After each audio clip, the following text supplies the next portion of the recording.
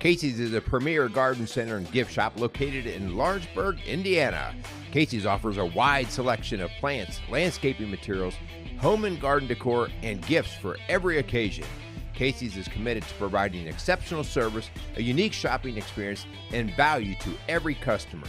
Stop in and see what makes Casey's so unique. Located at 21481 State Line Road, Lawrenceburg, Indiana, or call 812-537-3800. Let Casey's help you add beauty to your home. Welcome to Strong Dads. This is Merle Hutchinson alongside of my partner, Kyle. Kyle, do not even go where you're getting ready to go. I know where you're getting ready to go. Well, what I'm gonna say is, stick with me here for a second, guys, because there's a whole back end to this story. But anyways, what I will say is I have a confession to make, Merle. Yeah, and now this confession really doesn't feel like it's gonna land quite as well as it did the first time we thought the record button. So we thought we were hitting the record button. We recorded half the show, and now we're gonna restart. We're gonna do it again. So anyways, I was gonna, normally I make fun of you because you're old. Yeah. And senile. There's definitely. I just proved that. So I have a confession though. So we were at the Reds game the other day. Yeah. And we're walking down, and I got both girls and Jenny's there with me, and we're walking, and I said, back in the day, Papa and Daddy, we used to come to the Reds game. I said, Papa kind of really, he had to hold me a little bit closer. In my mind, I'm thinking because downtown Cincinnati 20 years ago was a little bit rougher than it is now. And without missing a beat, Ava said, "Oh, did he hold you close because of the horse and buggies coming by?" And I thought, Ava, you little stinker, right? So, I love Ava. So I had to share that story because, good. I feel bad sometimes to make fun of you, but then what you just did, 20 minutes ago. And 20 minutes ago, we started recording, and I thought I hit the record button, I thought you did but too. I didn't hit the record button. And so we just had a great show. You guys should have been there. You should have been there. It was awesome. And so we're kind of hitting the redo on some of this. Man, I am losing my mind. All right. So anyway, we have a great show today. Yeah. And the idea here, guys, is we are going to stretch you today. We're going to talk about what are you doing to make yourself better? Yeah. And the idea here is, you're going to probably have your toes stepped on, because as I was writing this, I was stepping on my own toes. I was like, man, this is an area that I need to really wake up on in certain areas. And so I just have a quick question there. Kyle, what do you feel like you do, or what are you doing that tries to get you to be better in certain areas? What are you doing? Yeah, this is I love talking about this. This is something that's myself and another guy that I work with. We seek out outside fire trainings. Obviously, as a firefighter, this is something we enjoy going out and teaching and learning different ways. The guys on the East Coast are doing things a lot different than the guys on the West Coast. So we've gone down to Alabama, we've gone to Chicago, we've gone to other parts of Ohio to learn from other guys that are teaching. And it's good to pick up on little nuggets, because the guys that are on the West Coast are doing things that we don't do in the city of Dayton. But it doesn't mean that we shouldn't discredit what they're talking about. It works for them. So it's nice to take little nuggets back, bring it back and apply it to the Dayton tactics and see how it's going to work. If there's things that they say that we just are not allowed to do in our tactics, then that's obvious. We won't do that. But it's nice to take little tidbits of information and bring that back and then apply that. And it's been cool over the last couple of years. Going to all these trainings and going to a lot of trainings and learning so many different things. I've gotten opportunities to now, kind of jump into the teaching realm. So that's been awesome. And it's crazy the amount of knowledge you can learn from teaching it, because when you're teaching something, you're like totally enthralled with it. And I want to make sure, again, I don't sound like a dummy. So I come across and so I want to fully ingrain myself in that. So one of my big passions is ladders, ground ladders. And so I have jumped all in on the ground ladder world, and I feel like I have a really good grasp on. I'm by no means going to call myself an expert, but I love ground ladders, and because of that passion, I get the opportunity to go out and teach. And as a teacher, there's opportunities when I'm teaching to see kind of how people are perceiving what I'm talking about, and then kind of doing some self-evaluation to kind of figure out the way in which I'm teaching. Is it coming across the way that is best for the person that's trying to learn from receive that? It. Yeah. So in the fire world, that's something that I love, going out and try and better myself, because I want to be the best fireman fireman that I can be, because I hope the guys that are protecting my house tonight, I hope that they feel the same way, that they want to be the best fireman that they can be. Yeah, you're talking about getting trained, but then also training others. And so that's kind of this cycle of how we continue to build ourselves. I know as a trained teacher, when you come out of education school, so to speak, out of college, you kind of think you know your subject matter. Yeah. And then you start teaching it. And I remember having these, what I would refer to as like eureka moments, these like, oh my gosh, this makes more sense to me now, because I had to, sort of like you said, I had to read their eyes to see what they were, if they were glazing over, then I needed to go back and re-loop it around in a different way. And to do that, I had to make sure I knew it inside and out. And so teaching is a great way to really cement in the knowledge into yourself. And so that's a great point. Yeah. What do you got going on? What are some things that you're doing to better yourself, to kind of do some self-improvement? The thing that kind of prompted this whole conversation was during COVID, a lot of the trainings that I typically go through, and the trainings I'm speaking about right now, like I'm a coach, I'm a personal coach as well as a life coach.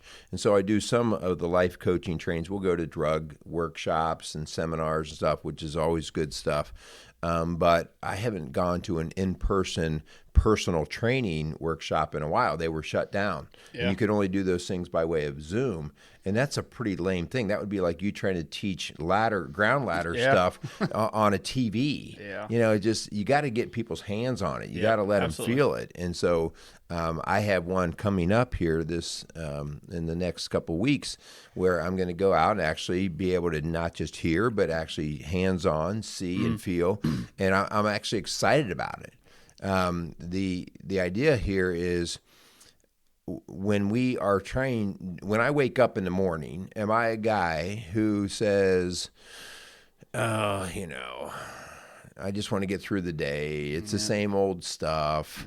Or am I a guy that says, I want today to be every bit at least as good as yesterday and better, and that's a mindset sort of thing. So we're going to get into the mindset talk today and listen, we're going to probably step on your toes. As I said before, like, as I'm writing this, I'm going, man, I have really gotten an old man brain on a lot of these things. It's not really where I want to be. So anyway, let's thank a couple sponsors, and then let's roll. I like it. Strong Dads, we would like to thank the Crimers Beer House for coming alongside of us. Go down there, Route 128, and check them out. So let Mark and his entire staff, let them know how appreciative we are that he's come alongside of us. Incredible meal, awesome setting. Go down there, take your family for an awesome date night. All right, sounds good. Also, we want to thank Casey's Outdoor Solutions. Thank Casey for coming along and just being part of our Strong Dads crew. Casey is such a great guy himself in terms of pouring into the community and just what he can add to your home. Check out what he's offering down there. His landscape work is amazing. And also, they have a gift shop that is just probably like no other gift shop in terms of just home decor stuff. So go down and check out Casey's outside of Lawrenceburg, Indiana. I like it. All right, so let's get into right off the bat here. I'm probably going to hit some people because this is where I got hit when I know this stuff, I was taught this stuff, but now I'm starting to experience this stuff, all right? And I'm living it, and I'm catching myself in it, all right? And so when you hear what we're talking about today, it's going to reveal something about how your brain is wired, okay? And so if you hear what we're talking about today and you kind of have a feeling that you want to dismiss it, like you want to turn us off, you better not turn us off. If you do, you're a weenie, all right? How about that? Right there, right off the bat, you're a weenie. So don't turn us off, because the idea here is if you hear this and you're kind of like turned off by it, it reveals for you to know, it reveals that you have something that we refer to in the education world as a fixed mindset. A fixed mindset here's kind of what it looks like. A fixed mindset for us guys, we tend to use phrases like, it is what it is, same crap, different day, nothing will ever change, okay? And the reason why that's important is because if you study people and you follow people, you'll find that fixed mindsets are the making of victims. People who have victimhood status. And those are the people who go, the government has screwed me over. My wife never does anything right for me. My employer is a jerk. Okay. Everything is bad and there's nothing I can do about it. That is a fixed mindset. All right. And so fixed mindset people, by their nature, feel helpless, and they almost chalk that up as, well, this is why I am where I am. There's nothing I can do. And I reveal that because sometimes you fall into that. Like if you get beat enough, you start to go, nothing's working, right? But that is such a place to get stuck. I mean, you can get stuck so bad, whether it's in your marriage, your faith, your fitness, your work, whatever it is. Like if you adopt that fixed mindset, you're going to find yourself in trouble. Okay. Yep. So the opposing part to that. All right. So what do we do differently? In the world of education, we would call it a growth mindset. All right. And the growth mindset is basically taking every experience that you get and saying, all right, so whether I did good at it or not so good at it, what did I learn from it? Okay. And so sometimes it's really easy. Fixed mindset people love to get trophies. Fixed mindset, hear me out. Fixed mindset people love to get trophies, especially trophies for nothing. Just tell me that I'm good and give me more money. Just tell me I'm good and tell me I'm great at something. All right. Growth mindset people say, that trophy thing, it's not that I'm not going to like say cool, but what do I need? What did that lesson teach me? What do I need to learn from it? And so that means whether I got the trophy and said, man, I did that well, or I totally got defeated. What do I need to do differently? And so the growth mindset person is always looking at every experience as the learning opportunity. What do I need to do differently? Like you're talking about ground ladders and the idea of, you just said, like, I don't consider myself an expert. Well, why don't you consider yourself an expert? Because I know there's somebody out there who's better than me, and I want to know what they know. Because there's always something more that you can learn, right? And so fixed mindset people tend to be people who don't expose their weakness. They want to cover the weakness. Yes. And I have been guilty of this. Like the idea here of, I don't want to sign up for a race because right now, if I just continue my own running and my own training, I'm the fastest guy on the course. Yep. Because I'm the only guy on the course. Yes. But all of a sudden I go to a race and I find out, oh my gosh, there's 100 people faster than me. What am I going to take from that? And so this reveals my mindset. And there's a reason why we get trapped in fixed mindset. All right? Fixed mindset, if I go there and I allow myself to be there, it takes the responsibility away from me. I'm lazy. You know what? If I can blame the government, if I can blame my genetics, whatever I can blame, it takes the responsibility away from me, and it allows me to be lazy. Growth mindset people go, well, yes, I am kind of designed how I am, but what can I do about it? And so they own the responsibility. And this is where the trainings come in. Okay, so maybe I'm good at carrying the ladders, but maybe there's someone even better. Rather than looking at the person who carries the ladder better as like, oh, well, they think they're something, I'm going to look at that person and go, man, what are they doing? Because I want to be more in tune with what they're doing. Because I want to get better. That's a growth. Right? Yeah, man, these two types of mindsets, the fixed mindset and the grow mindset, man, I see these. I hope you guys, or maybe I don't hope, but I'm sure you guys can relate to there's somebody in the office that has one of these two mindsets. I know for me in the fire world, this is huge. And what you were speaking about, this idea of you don't want to go run that race because you don't want to find out there's someone strong, faster than you.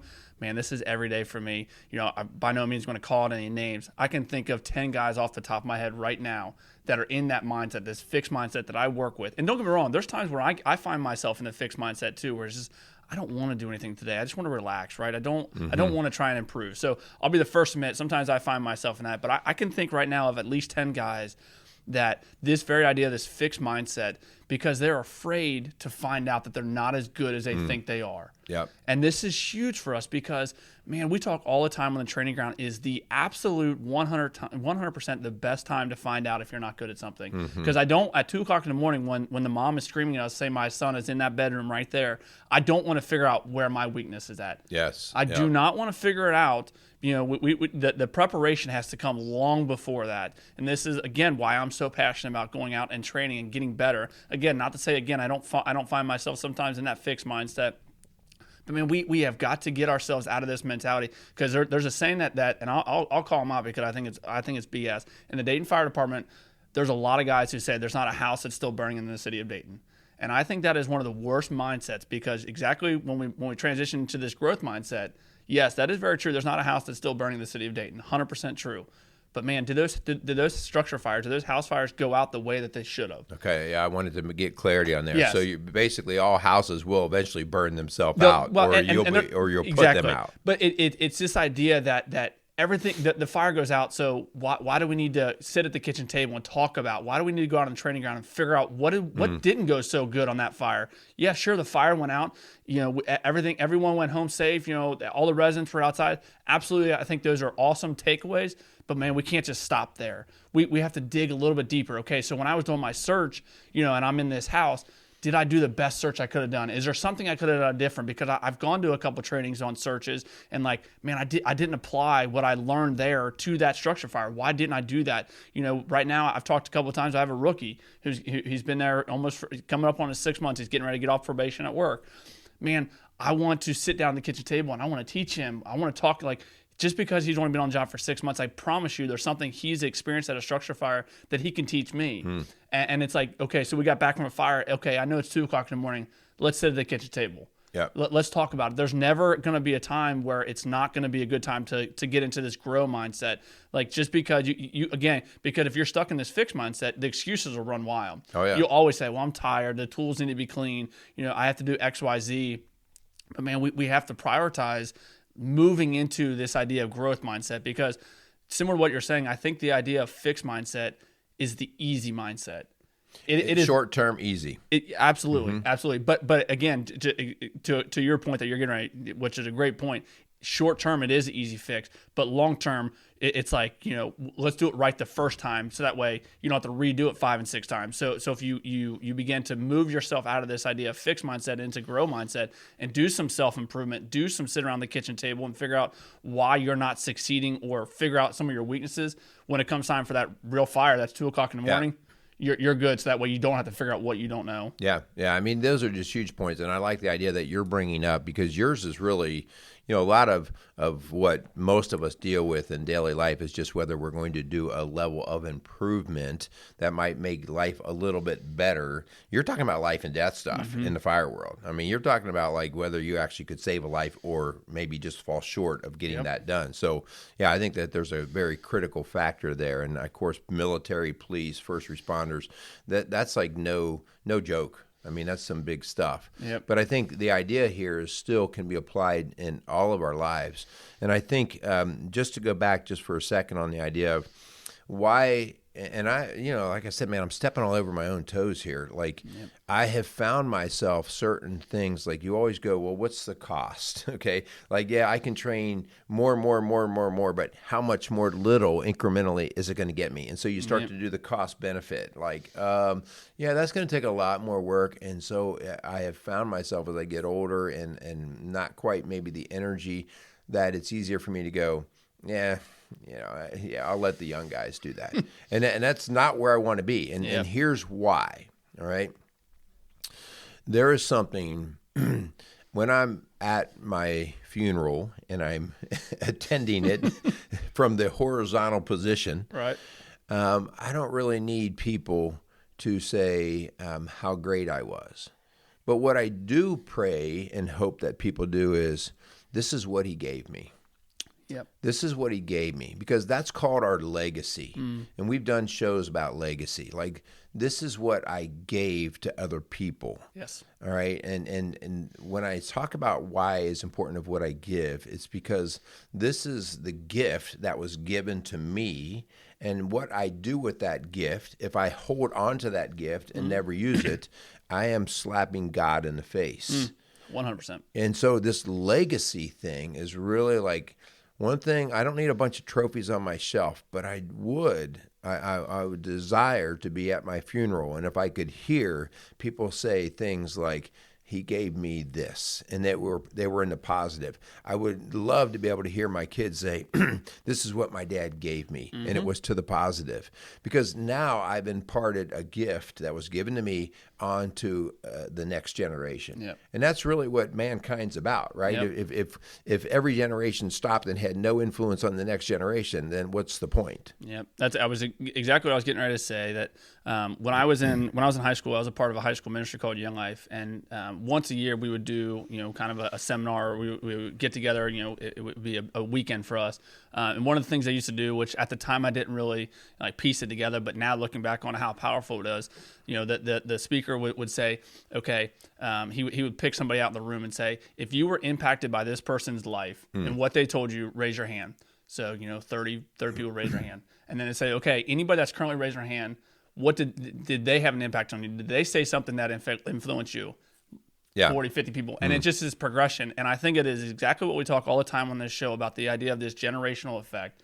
So if you have something, get in this idea of grow mindset, because what you can do and the way in which you can get the younger generation or a different person out of their fixed mindset, because part of being in the grow mindset is not only wanting to do some self-improvement, but man, let's bring our kids along with us. Let's bring our coworkers alongside of us. And yes, you're going to step on some toes, but man, your toes had to be stepped on first in order to get you into this grow mindset. Right. So let's begin the process of changing generations, so that way, yes, one day when you're at your funeral, yes, you can have 1,000 people that say, man, Kyle Crawford said something to me. Again, might be a little bit of pride and ego involved in that, but man, if you're investing in people, like God clearly calls us to do that. So I think if you're doing things that are trying to better this world and better relationships, man, I would love to have 1,000 people say, Kyle said something to me that was impactful, because I had someone in my life that said the same thing, and I was able to pass that along. So man, as we get out of this idea of fixed mindset and into grow mindset, bring relationships along with you for the ride. Make that change, to get other people out of that fixed mindset. Good deal. So where do we start, right? And so I think you could take this on and you could be listening to this show and like, oh, right, okay, so where do I begin? So I think that's a critical thing to be asking, because it could all be overwhelming. There's so many different things that I could be doing, should be doing, and I end up just defeating myself in the process of figuring out what I should do. And so what I would ask you to do is figure out really where you want to have an impact, okay? Maybe it's your marriage. Maybe obviously the work that Linda and I do, that's number one importance. I mean, outside of our relationship with God, and maybe that's the thing you need to work on, your relationship with God, like humbling yourself and calling God God and you not, and maybe that's your start. But maybe it's like, man, my marriage, that's a thing that has been on the mediocre dial for a long time, and it is what it is, and so your marriage is now in the fixed mindset consequence. And so it's like, okay, think about the area that you feel like you need to have the greatest amount of impact in. Identify it. Just call it out. I'm asking you to do one area, right? Just that one area. And then from there, you got to eat some humble pie. You have to ask this question: what am I doing that's not working? Not what is my wife doing, not what is my employer doing, not what are my kids doing. I have to be really humble, and I have to say, what am I doing that's not working very well? And from there, you will start to see the different opportunities for you to get trained up better. Right? And maybe if I'm referring to the marriage thing, maybe that's like, you know what, I'm going to read this book. I'm going to attend, my wife and I can maybe attend this seminar, this workshop. Hey, maybe we could do Rock Solid Marriages, right? Okay. So the idea here is I've identified one area, I've admitted where I don't believe I'm as good as I could be or should be for the betterment of my marriage or my work or whatever I'm doing. And I'm going to just go after that one. Yep. Well, if you want to figure out what mindset you're stuck in, identify what it is and then see if there's an action associated with it. Because if it's very easy to identify one part of your life that you need to improve on. It's another thing to have an action associated with it. So if you want to figure out if you're stuck in the fixed mindset, identify that thing and then see what happens. Because if you're 6 months down the road and you identified it, well, that's okay, great. Let's do something about it. So just like you were saying, sign up for a class, start reading a book, do a devotional with your wife. This is something, one of the things, that I've identified a long time ago is my relationship with Christ has to be a priority. And once a week on Tuesday nights, I meet with a group of guys. We had them on this show a long time ago. And this is something, again, you get stuck in stagnant times in your life, but man, there has to be an action associated with it. God will always call you into action. He's going to identify and help you identify things that need to be, fixed and grow with. But man, it's what you do with it. There has to be an action associated. Everything that Christ calls us to do, there's an action associated with it, and this is no different. Identify it and then do something about it. Go seek out a group of guys to go meet with, to invest in, to do life with. Man, go seek out a marriage class to improve your marriage. If there was ever a relationship that was worth investing in, it has to be your marriage. Man, you point out the huge part there. The vital word that you're talking about is action. And so if you just identify and you just say, I want to do, and you don't take any action, you are still stuck in the fixed mindset. Yes. So the growth mindset says, okay, I've rethought about this, and then you take action. And so this is that whole idea, well, I can say I have faith all day long. I can say I believe in God. I can say all these things. It doesn't mean anything. That means zero. Show me. Yep. Show me. And so this is that faith without works is dead. And so we have to go to work. And so to not be overwhelmed, all right, when you sign up for the class, when you sign up for the training, all right, go into it with that humble heart. Go into it with the idea of, you know what, I'm just here to be taught. Teach me. Teach me. And that idea will allow you to open your mind to, hey, somebody else out there can actually give me something that I need and I can use, all right? And then start the small practices. Start the small practices. Right off the bat, if I'm going to a training seminar for how to run a marathon, I mean, the goal when I walk out is not to walk out of the seminar and go out and throw my shoes on and run a marathon. No, I have to start, okay, I haven't even been off the couch in 6 months. Yeah. And so I take it incrementally, and I get the long term, as we talked about the idea in Brian Tome's book, 5 marks of a man, and boys see nearsighted, men see farsighted. They have the vision for seeing out. Yep, I love it. Yeah, this has been a great reminder. Just hopefully, at the very least, if you find yourself and you think you're in the grow mindset, hopefully this reignites a passion, gets you kind of excited about continue to improve on whatever you're improving. If you find yourself stuck in that just fixed mindset where you're just not really sure, the same stuff different days, like you said, Merle, I'll be the first to admit I've attended trainings before, and when I find out who the speaker is, I do a little bit of research on that person and like. Yeah, well, they went to 2 fires last year. Go you, right? And so I go into that training with a terrible mindset where I'm not ready to really take on, because there's going to be something they say that there's going to be information that I can take away. So and then I've tried to get away from that mindset and go to the trainings. Okay, yeah, they may have only gone on 2 fires, but I bet you there's something they say that I'm going to be able to take away. So again, it's very easy to get stuck in that fixed mindset and that mindset that I'll go to the training because my wife wants me to. But man, let's eat some of that humble pie. Realize that you're not as good as you think you are, and there's someone who yes, although they may be the speaker, their marriage isn't as good as there's self-improvement that needs to be done there too. I just think collectively we can all eat a little humble pie. We can begin to get out of that fixed mindset. Yeah, when we're growing, this is a difficult thing for us to comprehend. When you think about when you're at the top of your game. So if I'm a sprinter and I can run 100 meters and my time is 10 seconds, the idea of me getting into 9.99, a hundredth of a second, that's just 100th of a second. Well, when you're at the top of your game, you hear the cliche, Every little bit counts. Yep. Well, when you first start training, you were dropping seconds, full seconds at a time, and you were patting yourself on the back. Now you're trying to get 1/100th of a second. Yes. And so the more you become proficient in whatever it is that you're doing, you are now looking for the tidbits, the small things. And if you lose sight of that, thinking you're just going to continue, I want to drop big drops. I want to make big gains. I want to, no, you're dismissing of everything that you've done to get where you are today. All right. And so you are really just bettering yourself by even the smallest measures.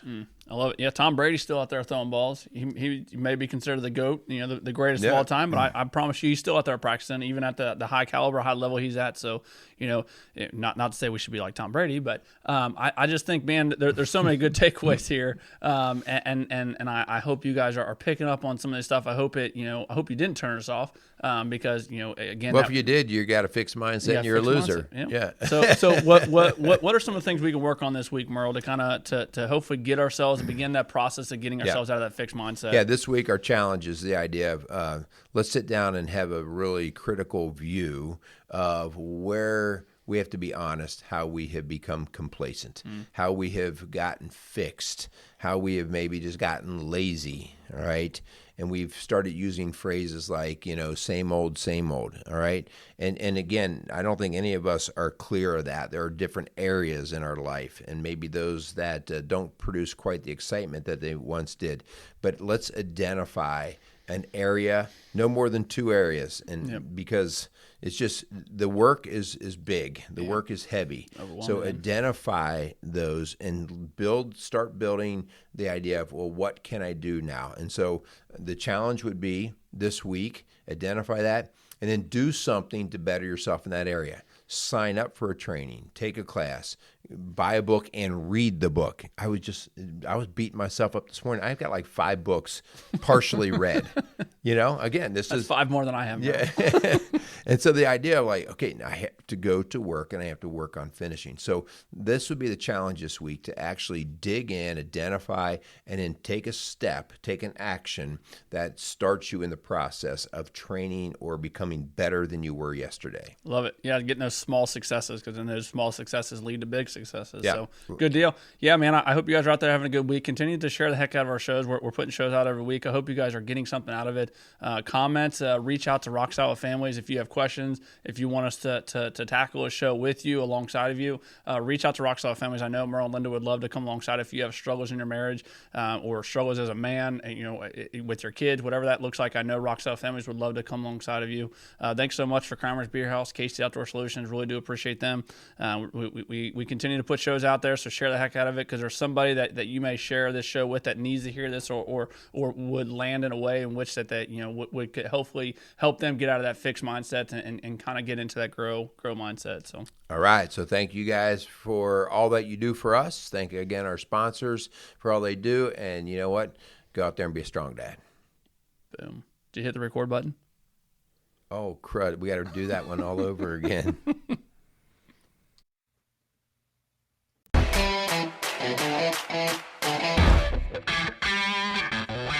Hey, this is Kyle Crawford from Strong Dads. Strong Dads podcast would love to thank the Kramer's Beer House for coming alongside of us. The Kramer's Beer House was started in 1982 by the Kramer family, and since that time, they have definitely become a Cincinnati favorite. So if you're looking for an incredible meal in an incredible setting, definitely go down to Route 128 and check out the Kramer's Beer House.